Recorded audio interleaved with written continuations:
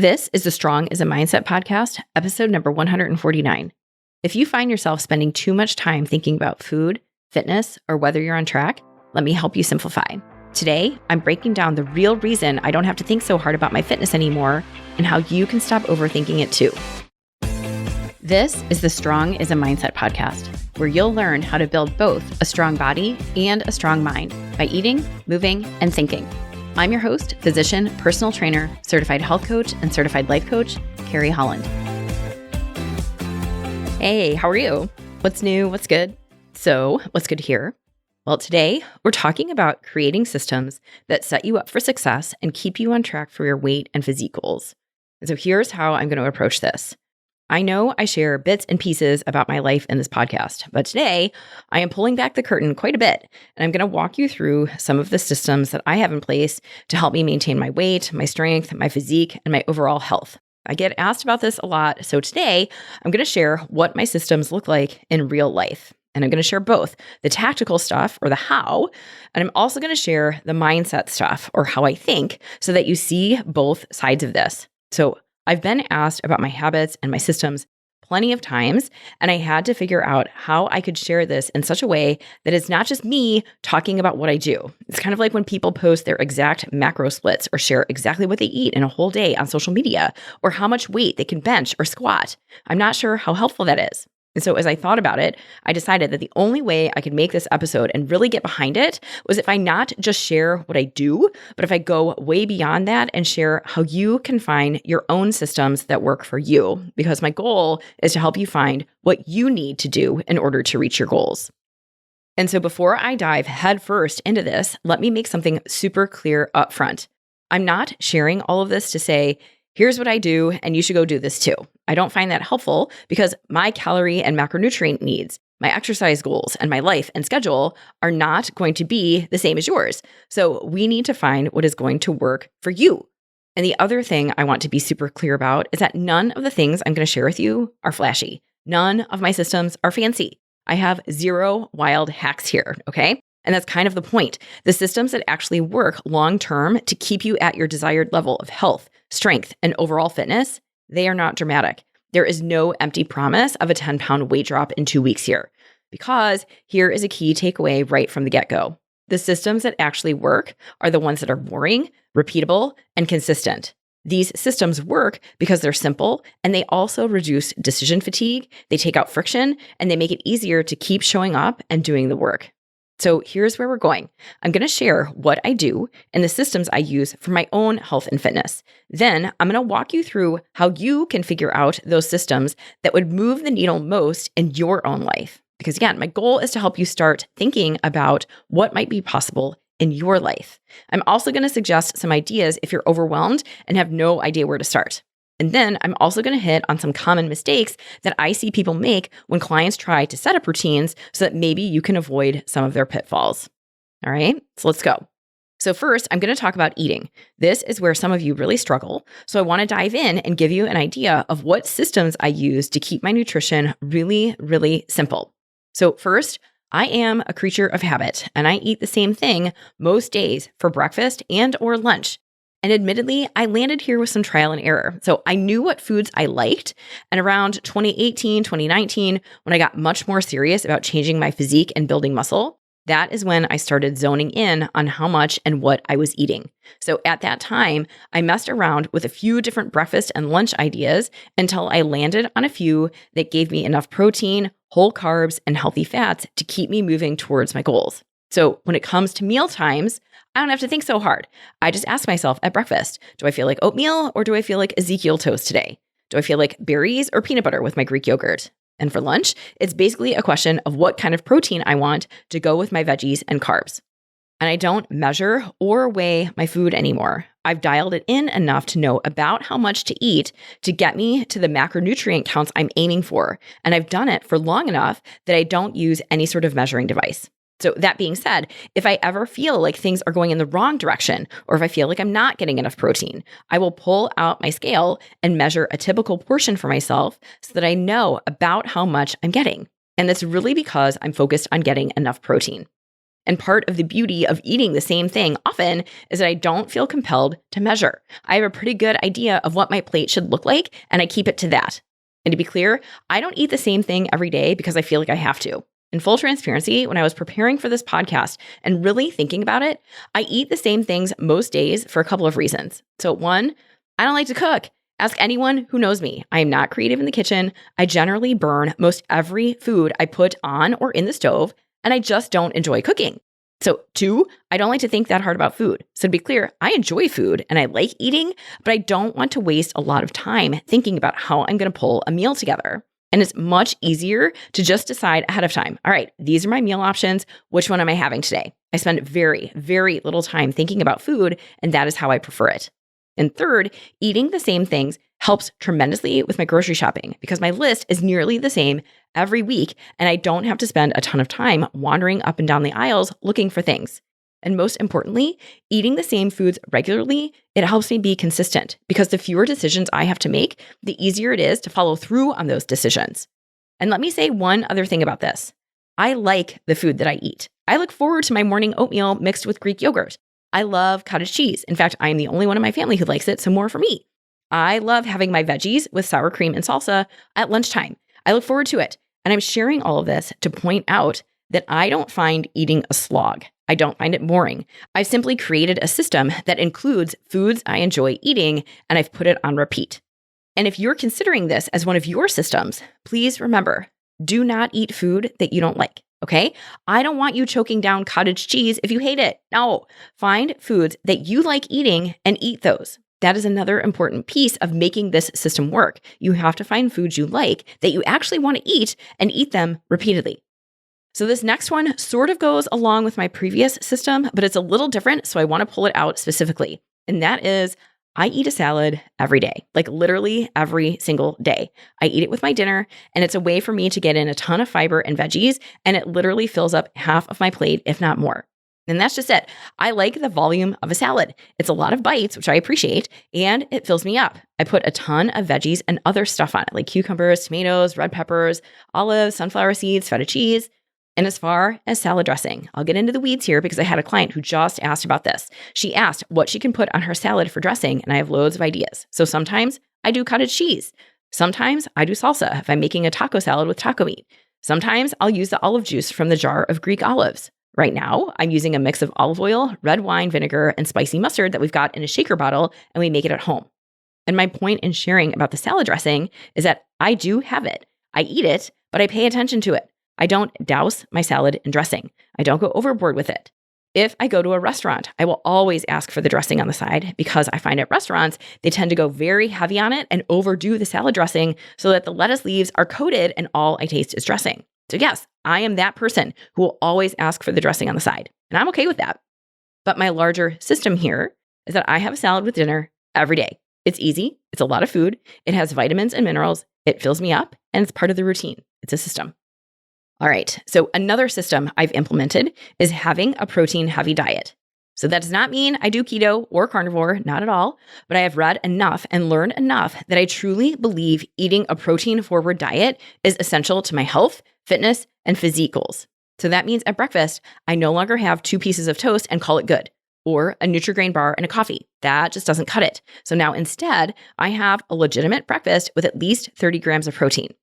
So right now, I'm flip-flopping between an Ezekiel English muffin with a double serving of cottage cheese or oatmeal mixed with plain Greek yogurt and peanut butter and berries. And I have measured each of these enough times that I know how to portion this so I get what I'm aiming for.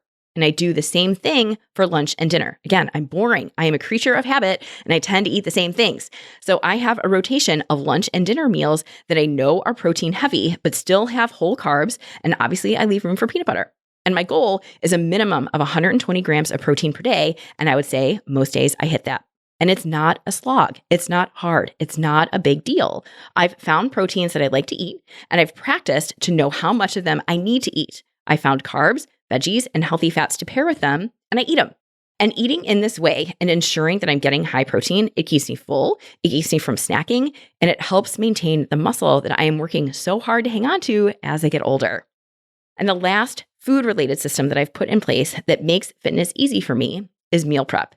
And this has certainly evolved over the years based on my goals and what phase of life I was in. So before, when I was doing natural bodybuilding shows and competing, I was making complete full-on meals that I would put in my ginormous food purse and take with me to clinic when I was seeing patients. Now that I'm not competing, it's not as structured. And actually, I would call our family's meal prep system more batch cooking than anything. We get all of our proteins and some grains ready over the weekend, so we've got it set up for the week ahead. So that means we get huge packs of ground turkey and chicken and cook them ahead of time, so we don't have to do any of the heavy lifting during the week. My kids love taco meat, so we've been making 3 pounds of it, and they will take it with them to school in a thermos with rice and cheese for a taco bowl. We use chicken breasts and then we recycle them into wraps or put them on our salads. And the whole idea here is to save time and mental energy and not have to think so hard about our meals during the week when we're working and racing kids wherever they need to be. It's spring, so now we're back into swim and track season, and that means someone has to be somewhere every night of the week. So I'm guessing many of you know what that's like. So the evenings go fast and we've got to be ready. So that, for us, means batch cooking on the weekends. And that has been an enormous game changer. It really has made eating healthy, eating at home, and eating adequate protein, it has made all of that so much easier. All right? So that's it. Those are my systems. I eat a lot of the same things. I eat a salad every day. I eat a protein-forward diet, and I do batch cooking or meal prep. And as you may have noticed, these systems are not wild. They are not fancy, and they are not fussy. But they absolutely keep me moving forward. They keep me at a steady weight. These systems help me maintain the physique that I've built through exercise and strength training, which I will get into now. So, as far as exercise goes, one of the systems I've implemented that has changed everything is working out first thing in the morning. I've made an entire podcast about becoming a morning exerciser, and I really do think that if you can establish this and make it stick, that it will open up your world. So, for most of us, there is nowhere else you need to be at 5:30 in the morning. And I recognize that in order to be exercising by 5:30 in the morning, or whatever morning time it is you need in order to be ready for your workday, that you've got to get to bed at a decent time so you get adequate sleep. So this system is a big one because for some of you, that means a change to your evening schedule. And my point here is not to turn anyone listening into a morning exerciser. However, that being said, I will say a few things. If you want to be a consistent, regular exerciser, find the time that works best for you and your schedule and make it your time. Make your exercise a non-negotiable. Put it in your calendar. Don't overbook it. Don't schedule a meeting at the same time. Close up your computer. Don't stay late at work to finish one more email and get out so you can get your workout in. And it's for these reasons that many people have a hard time establishing afternoon or evening exercise. If you have figured out a way to make this happen and you get in exercise in the afternoon or evening or after work and it works for you, then you do it. But for many of the women that I have coached, this just does not work. Work runs late, a kid needs something, a carpool follows through, or most commonly, you get to the end of the day and you just don't feel like it, so you let it go. I have seen this pattern over and over again in countless women I've coached, and there's science behind this. Decision fatigue is real. Lack of willpower is real, and it sets in at the end of the day, not the beginning. So if you have a plan in mind to get your exercise done at the end of the day, but you're not fully committed and you've had a day, it will be super easy for you to talk yourself out of it. This is compared to exercising first thing in the morning when you have not had to make so many decisions and you're not feeling fried from the day and decision fatigue has not settled in. You've got more in the tank in the morning. You've got more reserve. And yes, this may have to evolve over time. If you have super young kids who do not sleep through the night, or if you have a job that requires you to be at work at 5 a.m., then this may not work. And so that means you have an opportunity to find a different space in your day to carve out time for exercise. And again, you don't have to do it in the morning, but I would strongly encourage you to find a time that you can exercise consistently and stick to it. This really has been a game changer for me. So yes, I get up at 4:40 most days, but I don't care. I don't make a big deal out of it. I don't make a production out of it. I set my alarm. I know what I'm doing for the workout when I get up, and I get out of bed and get it done. So I don't make it any more complicated than it needs to be, and that means I go to bed by 9:30. Yep, and that may be early, but that's what works for me. It's what works for our family, and we just stick with it. Okay, now to piggyback off that. So while I get up early and get my workout done in the morning, the other system I have in place is a regular workout schedule or routine. So that means right now, for the season of life I'm in, that looks like swimming, biking, and running twice per week and strength training 3 to 4 times per week. So that fourth strength training session is usually on the weekend, as long as we don't have to be somewhere for a kid sporting event. Otherwise, I get my lifts in during the week. And in order to execute this, I look at my schedule on Sunday, and I also look at the weather and I make some decisions. I decide ahead of time when I'm going to get my 2 swims, 2 bikes, and 2 runs in, and that's it. I do double up some days and lift after biking or running, but I'm fine with that. I time the mornings enough so that I get it all in before I have to get my kids to school. And similar to my food, I've made it a habit enough that I don't have to think so hard about it anymore. When I wake up, I remind myself what workout I'm doing, I get my gear on, drink my caffeine, and I get moving. So by having this regular workout schedule, I don't have to think. The decisions have already been made, and then I just execute when I get out of bed. So between getting up early and having a regular workout schedule, I've made my exercise pretty much autopilot. And to be fully transparent, there have most definitely been iterations around this depending on what phase of life our family was in. When my kids were much younger, it was different, and I would work out later in the morning when they were off at preschool. There was a time when I did all of my workouts at the gym, but now we have our own equipment, so I work out at home. And the point here is that I have created a set time and a set routine for my exercise. I made it a non-negotiable, and then I execute. All right, so that was my how, okay? I just shared with you the systems that I've put in place to make my fitness easy for me. And honestly, these really are it.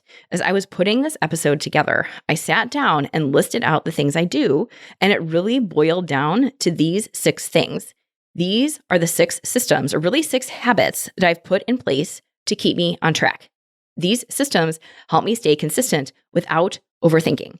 They create structure to my day, and they provide the foundation for my fitness. So these systems, they reduce decision fatigue, and they take the pressure off. When I know what I'm doing ahead of time, I don't waste brain energy deciding what to eat or when or how to move. I don't have to rely on willpower or my mood to make a good choice. And when life gets busy or stressful, as it inevitably does, I have a default plan to fall back on. These systems, they are my defaults. And with these defaults firmly established, that means there are fewer opportunities to go off the chain and more energy for everything else in my life. And most importantly, these systems are easy. So to be clear, it took work to get them all in place, but now that they are in place, they are easy to follow. And I also want to make it clear, I didn't build all of these systems all at once. Each of these systems are things that I added in slowly, one at a time, layered in over weeks, months, and even years. This was not a massive overnight overhaul. Instead, it was a gradual process of trial and definitely error to figure out what worked for me, what fit into my life, and then practicing sticking to it. And really, that's why these systems are sustainable. They were built to fit my life, and they were built with intention instead of urgency. I didn't set out with a massive all-or-nothing plan to change everything at once. I started eating more protein at breakfast. I started making a bunch of turkey burgers on the weekend. These were small steps, but ultimately they led to big changes. And each system came from paying attention to what made my life easier and what helped me feel better, both physically and mentally. And so when something worked, I kept it. And when it didn't, I adjusted. Building these systems with intention means I was thinking about long-term sustainability, not just what I could muster for a few weeks, but what I could stick with for years. So now that we've talked about the how, let me share with you the mindset behind these systems. So this is the how to think, which honestly is more important than the how. I know I've said it before, but I believe it bears repeating. But how you think is more important than how you do it. I know I shared with you my 6 systems, but your systems might be different. You may work out at night. You may balk at the idea of eating the same thing every day. So your systems may be totally different, and that is absolutely fine. And here's what's going to be true no matter what you put into place. Your systems will work not just because of what they are, but because of how you think about them. Okay? So for me, I don't view these systems as chores or rules or anything I have to follow. Instead, I see them as tools that support the life I want to have. These systems, they are not restrictions. They're anchors that help me feel grounded when my life gets chaotic. These systems not only structure my day, but they remind me of who I want to be. So this mindset of seeing my systems as supports instead of burdens, that is what allows me to stay consistent over time without resentment and without burning out. And here are some of the key mindset shifts that I made that have helped solidify these systems into my life. So first, I do not rely on motivation at all. I rely on identity. And when I say this, what I mean is I see myself as someone who works out, who plans ahead, and who eats in a way that supports her goals. And because I see myself that way, I take action and back it up. I've established the identity that I want. I want to be strong, mentally and physically. And because of that, there are certain things I'm going to do, like get up early and get my workout done, like eat salads instead of fried stuff, like lift heavy and going hard instead of taking it easy with the weights. So I do these things and it all adds up. It adds up to me being a strong person. I provide the evidence for myself of who I am becoming by taking action and following these systems. And it reinforces the cycle. So you can borrow this if you'd like, meaning you start thinking like a strong person and then you take action to make it true. You become a strong person. You choose your identity. So second, the next mindset shift I made was that I don't wait to feel like it. I just start. If I waited until I felt like it to get up and work out, I would not be a morning exerciser. If I waited until I felt like it to meal prep, it would never happen. If I had to always feel like eating a salad in order to eat one, I would not go through as much lettuce as I do. But I've made all of that irrelevant. I decided, and I gave myself a little bit of tough love on this, that I don't feel like it is not an option when it comes to these 6 systems. I have made I don't feel like it irrelevant because I have a goal that's bigger than what I feel like on any one day at 4:40 when my alarm goes off. So what that means is I do not negotiate with myself. I do not bargain. I do not leave any opportunities for talking myself out of my systems. I just get started. And that leads me to my third mindset shift that makes these systems possible. I am not aiming for perfect. I am aiming for done. So I will admit to being a perfectionist about lots and lots of things. But when it comes to my fitness, I've had to learn to let perfectionism go and accept that it's not always going to be perfect. I may not run as far or as fast as I intended. I may swim at exactly one speed for the entire duration of my workout. I may eat a bigger scoop of peanut butter than I planned, or I may snack during the late afternoon when I said I wasn't going to. But in the grand scheme of things, it's not a big deal because I know I'm going to get up the next day and try again. I know I'm going to repeat those systems again tomorrow and the next day and the next, and I can do better each time. And I never give up. If I have the worst workout ever, it does not matter because at least I showed up and got it done. If I ate more chocolate than I planned, I think about how I can do better tomorrow and try again because I'm not aiming for perfect. I'm aiming for effort and I'm aiming for consistency. And honestly, this is what keeps me on track. It's knowing that there's no day at which I arrive at fit. And every day it's a process. Every day it's an opportunity for me to practice my systems. And even if they aren't executed to perfection, it really does not matter because I'm going to keep at it until I am no longer here on this earth. The mindset shift here is huge. And here are the key takeaways I want you to know. You do not need more motivation. Instead, you need a plan that doesn't require it. You don't need to wait until you feel like it to start changing. I can almost certainly guarantee you that you are not going to feel like it, okay? And you do not need to be perfect. That is an impossible standard that no human is capable of achieving. And so these here are the shifts that I had to make in my own life in order to change my habits and set up these systems and stick with them for the long haul. So now that I've shared with you my systems, both the how and how I think, I want to switch gears and turn this to you. I want you to consider how you can build 1 to 2 systems that will actually move the needle on your health, fitness, and physique goals. And remember, the goal is not to replicate what I just shared, but to create something that fits into your life. So think about where you are currently struggling, where the chaos tends to seep in, and what small thing might make your life run more smoothly. And remember that the best systems are the ones that solve problems specific to your life in a way that feels doable. And these systems do not need to be perfect in order to have impact. They just have to work more often than not, okay? So here are a few questions to consider. First, what's the one behavior that throws you off track the most? So this question puts the focus directly on your behavior. What's the one behavior that throws you off track the most? So you're going to start by identifying a pattern. And for many of you, that's a time of day or maybe a place where things consistently unravel.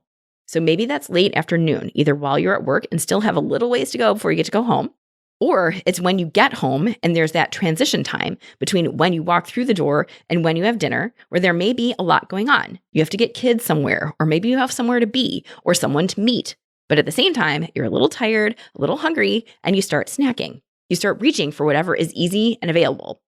So instead of trying to rely on sheer willpower in that moment, this is where you can build a system to create support for yourself. So for many of my clients who struggle at this transition time, they will have an afternoon snack planned and ready to go. It could be something simple like Greek yogurt and berries, a protein drink, an apple and a piece of string cheese, something. And the point here is to create a plan ahead of time so you don't have to rely on figuring it out when your energy is low and your decision fatigue has set in.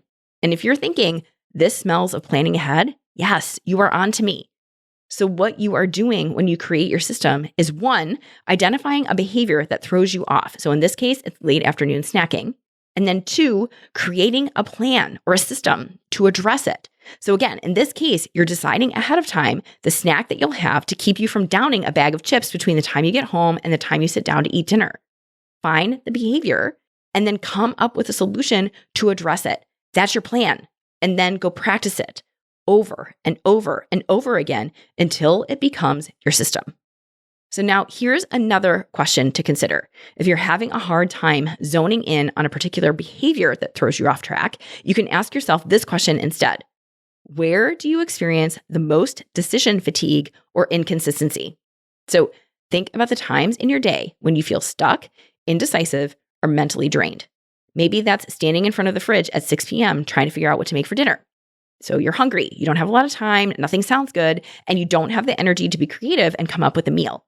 And that right there is decision fatigue at work.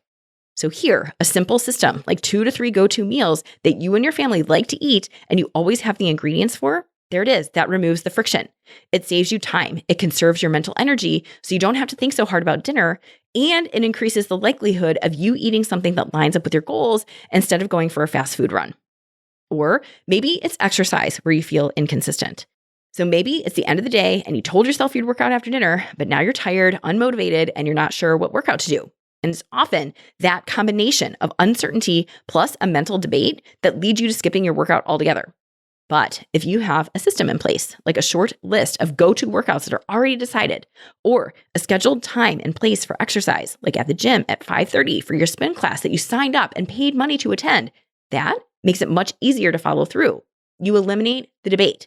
You know exactly what to do, and it becomes less of a question and more of a routine.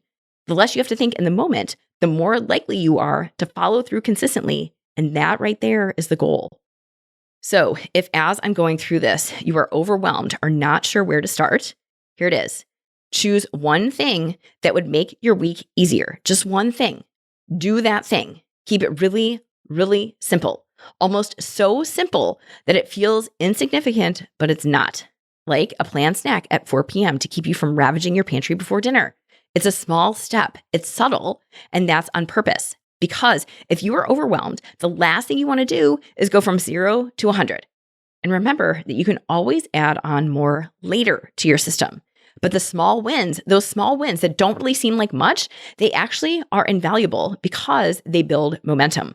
When you find the small thing you can do to make your health and fitness easier, and then you do it, it feels good. It moves you forward, and it gives you momentum and energy to keep going. Okay, so now that I just shared that, let me dive directly into some of the common mistakes I see when people try to create systems for themselves.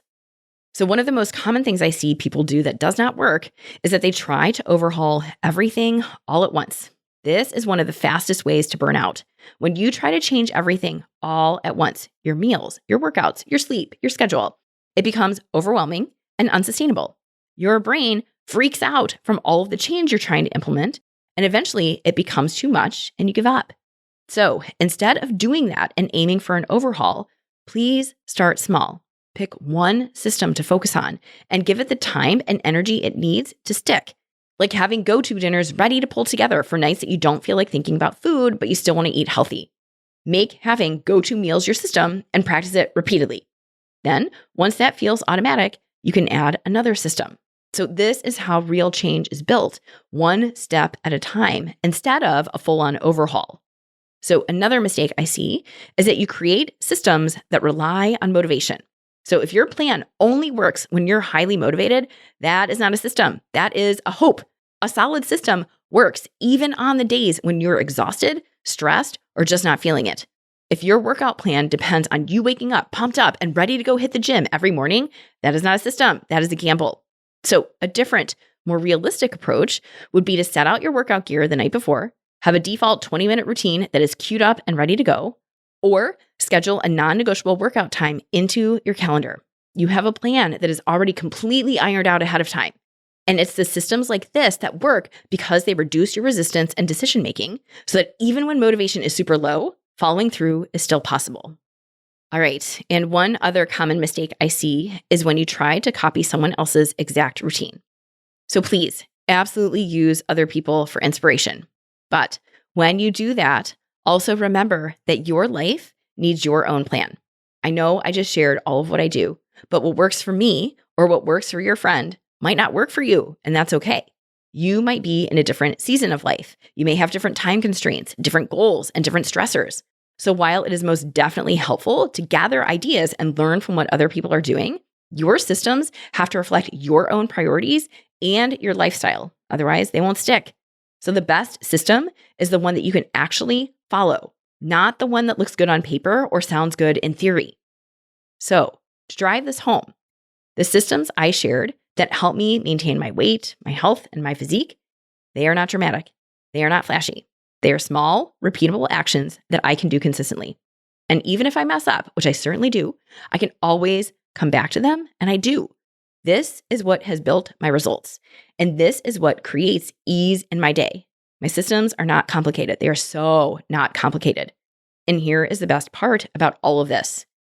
I don't spend a lot of time thinking about my health and fitness anymore. And honestly, it's not because I'm lucky. It's because I've put in the work to build systems that support me. These systems, they operate in the background. They are my foundation, and I can count on them. I don't have to constantly think about what to eat, when to move, or how to stay on track, because those decisions are already made for me. They were made by me years ago, and now it's habit. And now that mental space is freed up for everything else I care about. So if you feel like health and fitness are taking up too much space in your brain, just know that can change.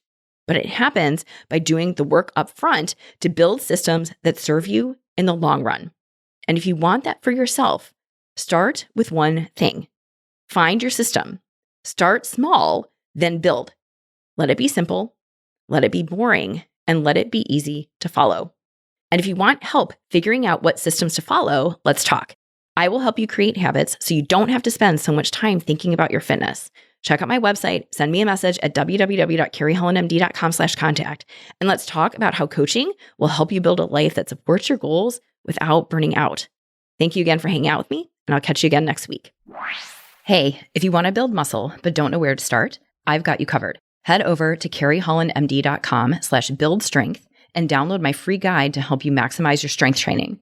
Inside, you'll find the essential exercises for building muscle, plus simple 1, 2, and 3-day workout plans that you can follow with just dumbbells and a bench. You'll also find strength training tips to help you train smarter and see real results. My goal is to help you get strong, and this strength training guide will help you do it. Go to carriehollandmd.com/buildstrength and check it out. Thank you for listening to the Strong is a Mindset podcast. If you want to learn more about how to build both a strong mind and a strong body by eating, moving, and most importantly, thinking, check out carriehollandmd.com.